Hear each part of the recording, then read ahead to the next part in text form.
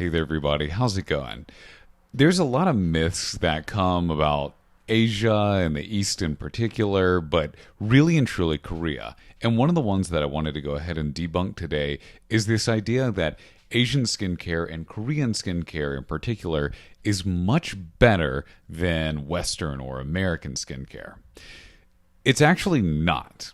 And this was surprising to me, and I learned this fairly recently. You see, I actually went to go see a dermatologist to get some stuff called tretinoin. If you don't know what that is, it's a retinol, and it basically you put it on your skin, and it helps with everything from sunspots and sun damage to just anti-aging to keeping it healthy. Blah blah blah blah blah. And one of the interesting things about it is that normally I get it in the concentration of 0.1%. This is super duper powerful. This is actually the most powerful concentration that you can get on the market. So I go to the dermatologist here. I ask them for the 1% of tretinoin, and the lady says, we actually don't make it in that concentration. That's not really a thing here in Korea. And I was very flabbergasted by this because that was such a scallywag of an answer. And I said, really? She said, yeah. And she proceeded to explain to me how in Korea, they use a lot of the same products. However, they're just not as powerful.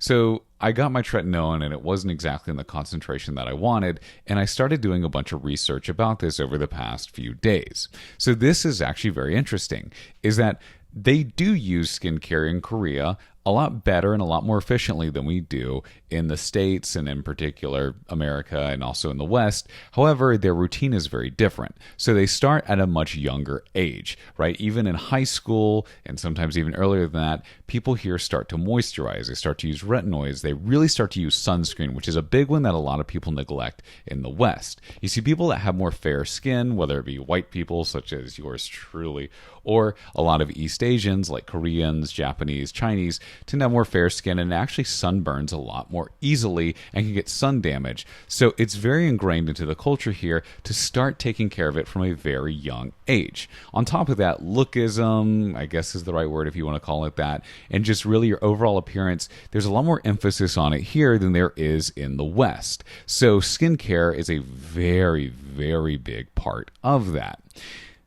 The thing that people get wrong is that they think that because of this, and they see, Koreans or Asians with their glass skin is what it's called when your skin has that kind of glowy tint to it and it looks really good, is they immediately assume that their products are a lot better. And sometimes that's true, but in general, it's actually not. They have the same exact products that we do in the West, but ours in the West are actually, in general, a lot more powerful than theirs here in the East. Like I said, it just comes down to a cultural thing, right? Having good skin here is a lot more of a cultural, I don't know if you want to call it phenomenon, but just a very, it's sort of like in the U.S. how we will prioritize having nice teeth over even the health of our teeth.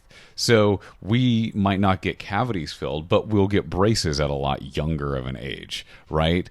We might not get our molars extracted, but we'll get teeth whitening done very, very early and for very, very cheap. It's just a difference of priorities. So the next time that you see something that talks about how it's Korean or it's Japanese, Chinese, whatever it may be, and you just assume that it's phenomenal, it might be, but in general it's probably not. And actually where you're at, especially if you're in the West, you probably have access to even better and even more powerful skincare items or tools at your disposal. You just have to make sure that you adopt a better regimen, right? Or go more towards an Eastern way, I guess, of doing it and be more preventative as opposed to reactive in terms of your regimen.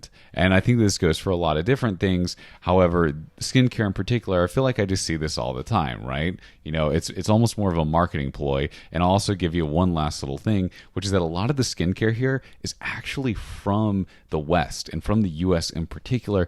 It's just actually marketed a little bit differently. The labels are a bit different on it. And that really, really, really caught me off guard. In fact, even the stuff on Coupang, which is their version here of Amazon, is literally the same stuff as in the States. It's just in Korean. That's it.